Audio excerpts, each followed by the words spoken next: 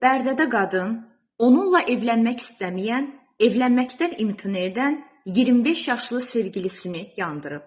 Ələhət Eyvazov üzünün və əllərinin yanığı ilə Bərdə rayon xəstəxanasına yerləşdirilib. Oğlanın anasının verdiyi məlumata görə qadın daha öncə evli olub, azyaşlı körpəsi var. Məhz buna görə də oğlunun boşanmış bir qadınla evlənməsinə etiraz edib. Ananın iddialarına görə qadın onun oğlundan əl çəkməyib və qadının atası Ələhəti öz evinə dəvət edib. Ələhət Eyvazov qızın atası ilə birlikdə Bərdəyə onların evlərinə gedir.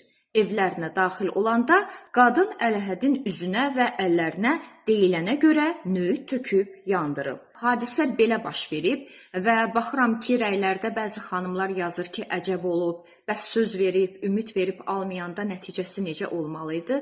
Xeyr, əziz xanımlar, məsələ nə olursa olsun, hər zaman qanun çərçivəsində və sivil yollarla həll etmək lazımdır.